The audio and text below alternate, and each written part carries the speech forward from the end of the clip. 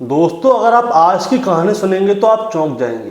दरअसल आज की कहानी में एक महिला को हॉस्पिटल में भर्ती कराया जाता है, जहां पे नर्सिंग स्टाफ उसकी देखभाल करता है। अचानक से वो क्या करता है, रात को उसको बेहोशी का इंजेक्शन लगा देता है और उसके बाद पूरी रात उस महिला के साथ बलात्कार करता है। दोस्तों, इसके बाद इस केस का खुलासा होता है। इसके बाद उस नर्सिंग स्टाफ को गिरफ्तार कर लिया जाता है और फिर वो क्या कहता है वो आज की कहानी से आपको पता चलेगा। दोस्तों, आज की कहानी शुरू करूंगा उससे पहले मैं बस आपसे यही कहना चाहूँगा कि अगर आप मेरे चैनल पर नए हैं तो चैनल को जल्दी से सब्सक्राइब कर दीजिएगा, ताकि रोजाना रात को 8 बजे मैं आपके लिए एक सच्ची घटना की कहानी लेकर आ सकूँ। नमस्कार दोस्तों, मैं गौरव शर्मा और आप देख रहे हैं गौरव शर्मा सफ़र। दोस्तों, आज की जो सच्ची घटना मैं आपको सुनाने जा रहा हूँ, ये सच्ची घटना शुरू होती है उत्तर प्रदेश के बलरामपुर से, और बलरामपुर का ही एक थाना लगता है पंचपेवड़ा। दरअसल मैं बात कर रहा हूँ 24 जुलाई 2025 की शाम लगभग 6 बजे का समय होता है, और पंचपेवड़ा थाना क्षेत्र के अंतर्गत एक परिवार रहता है, और इस परिवार की एक महिला होती है जिसके दिल में दर्द होने लगता है।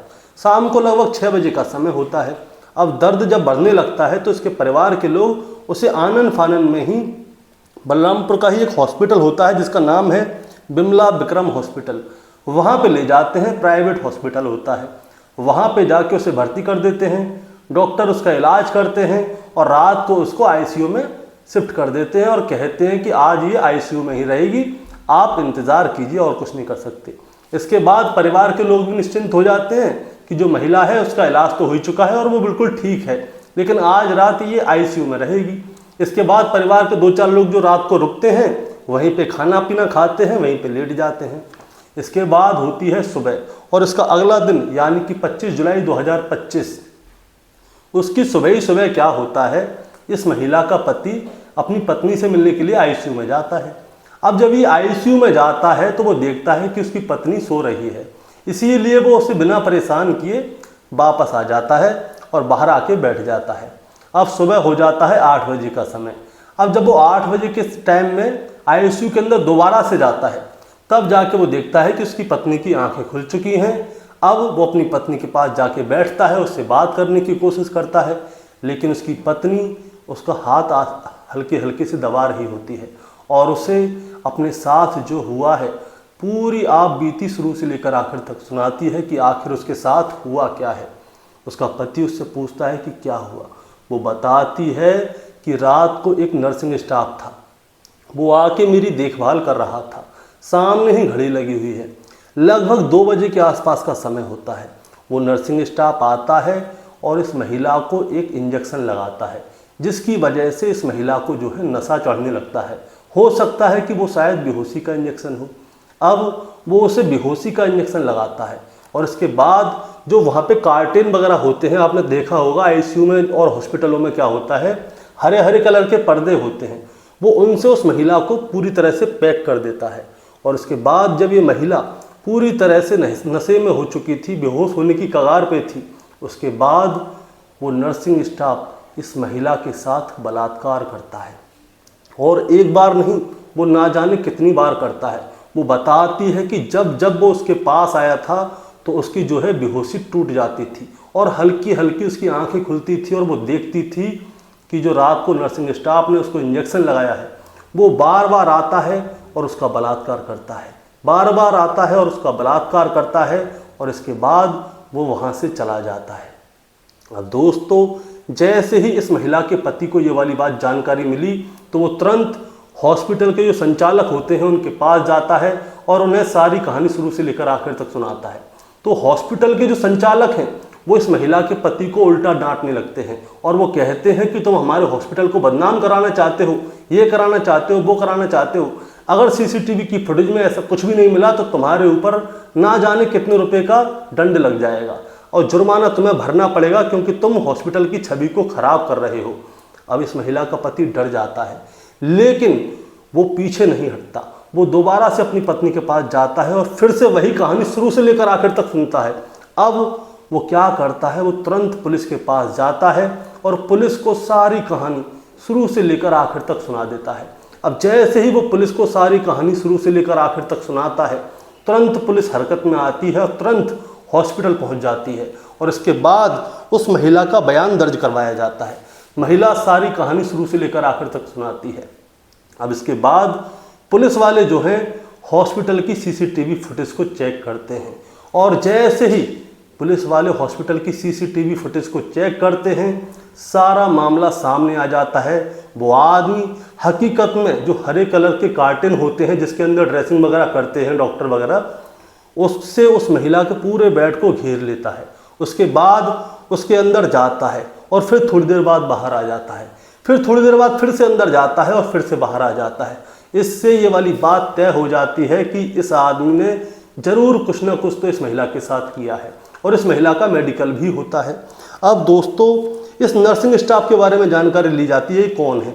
दरअसल इस नर्सिंग स्टाफ की रात की ड्यूटी लगी हुई थी और इस महिला को देख रेख की इसकी ही जिम्मेदारी थी। अब इस नर्सिंग स्टाफ का नाम सामने आता है। इसका नाम होता है योगेश पांडे, सन ऑफ नरसिंह पांडे, जो कि पंचपेवड़ा थाना के अंतर्गत एक गांव आता है भैंस भवाना गांव, यहाँ का रहने वाला होता है। पुलिस तुरंत उसके पास जाती है, उसे गिरफ्तार करती है और थाने लेकर आती है और फिर उसके साथ सख्ती बरतती है। और फिर जो योगेश है, योगेश पांडे, ये कहानी शुरू से लेकर आखिर तक सुनाता है। ये बताता है कि इसे जो है गंदी फिल्में देखने की बहुत लत है और ये उनको ही देखता रहता है खाली समय में।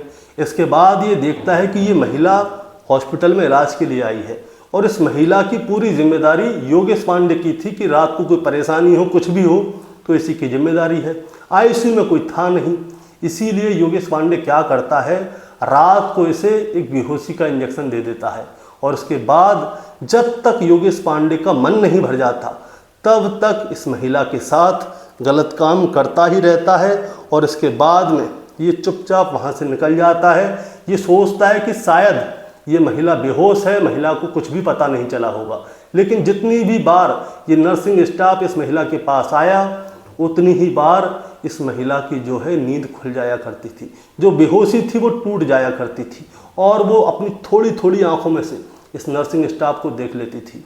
दोस्तों ये महिला यहाँ पे इलाज कराने के लिए आई थी। इसे क्या मालूम था कि जो रक्षक है वही भक्षक बन जाएगा और सारी रात इसके साथ बलात्कार करेगा। ये महिला पहले तो बीमार थी, अब और ज़्यादा बीमार हो जाती है। इसके बाद इसे दूसरे हॉस्पिटल में शिफ्ट कर दिया जाता है और योगेश पांडे को गिरफ्तार करके जेल भेज दिया जाता है।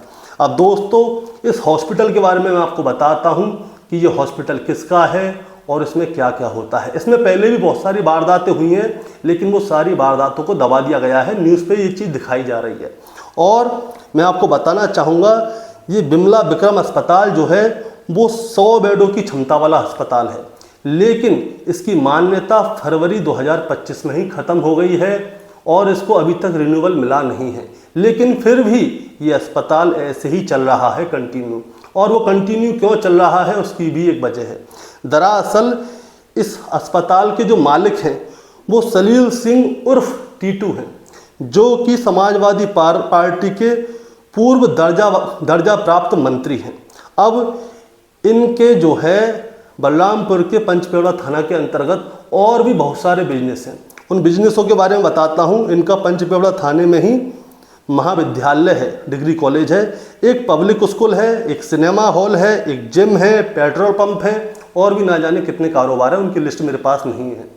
अब दोस्तों जो योगेश पांडे है उसको गिरफ्तार करके भेज दिया गया है, इस महिला को दूसरे हॉस्पिटल में शिफ्ट कर दिया गया है और आगे की जो कार्रवाई होगी, जो मेरी वीडियो आएगी, जैसे जैसे मुझे पता चलेगा मैं आपको अपनी वीडियोस में बताता रहूँगा। लेकिन दोस्तों इस कहानी को सुनाने का मतलब आपको परेशान करना या विचलित करना बिल्कुल नहीं है, बस आपको बताना है और जताना है। बताना जताना ये है कि आपके परिवार का कोई भी बच्चा हो, महिला हो, लेडीज़ हो, जेंट्स हो, कोई भी हो, हॉस्पिटल वालों का क्या रूल है कि आईसीयू में जो भी मरीज आएगा उसे आईसीयू में भर्ती कर देते हैं। पहली बात तो ये है कि आईसीयू का जो एक रात का खर्चा है 5 से 10 हज़ार, कहीं हॉस्पिटल में 15-20 हज़ार भी होता है, उस हिसाब से ये जो है मरीजों से ऐंठते हैं। और दूसरी बात ये है कि आईसीयू के अंदर अकेला मरीज रहेगा, आप उसके साथ नहीं रहोगे। भैया मरीज को रात को कोई चीज़ की ज़रूरत है, कोई मरीज को अकेले नहीं रहा जाता, किसी को डर लगता है, किसी को अपने परिवार वालों के साथ रहता है। डॉक्टरों को इससे कोई मतलब नहीं है, डॉक्टरों को अपने पैसे से मतलब है और मरीज अकेला अंदर रहेगा। अब अकेले मरीज के साथ अंदर क्या हो रहा है क्या नहीं हो रहा किसी को कोई लेना देना नहीं है। तो अगर आप लोग किसी को भी, महिला को, बच्चे को, किसी को भी अगर आप हॉस्पिटल में भर्ती कराते हैं तो सबसे पहले आपकी शर्त यही होनी चाहिए कि अगर हमारा मरीज आपके आईसीयू में भर्ती होगा तो हमारे परिवार का एक सदस्य उसके साथ हमेशा रहेगा, यानी कि 24 घंटे कोई ना कोई उसके साथ रहेगा। अब इस महिला के परिवार वाले निश्चिंत होकर आईसीयू के बाहर बैठे थे, खाना खा रहे थे, आपस में बतिया रहे थे। वो खुश भी होंगे कि उनकी घर की जो महिला है उसकी तबीयत ठीक है, ज़्यादा खराब नहीं है, लेकिन उन्हें क्या पता कि जिस आईसीयू के बाहर बैठ के वो खुश हो रहे हैं, उसी आईसीयू के अंदर उस महिला के साथ दुराचार हो रहा है, बलात्कार हो रहा है। दोस्तों, आपका क्या कहना है इस कहानी के बारे में, आप जरा हमें कमेंट में बताएं। चैनल पे नए हैं तो चैनल को सब्सक्राइब करके जाएं ताकि रोजाना रात को 8 बजे मैं आपके लिए एक सच्ची घटना की कहानी लेकर आ सकूं। और जाने से पहले एक बात और बताता हूं, वीडियो को हाइप करके जाएं। नीचे कमेंट सेक्शन की बगल में जो स्लाइड करेंगे तो हाइप का ऑप्शन है, वीडियो को लाइक करेंगे तब भी हाइप का ऑप्शन आ जाता है, तो आप उसे हाइप कर देंगे तो हमारी कहानी जो है और हमारा चैनल वो और ज़्यादा बूस्ट होता है और हमारी बढ़ोतरी में आपका हाथ भी होगा इस बहाने। तो आप हाइप जरूर करें। नमस्कार।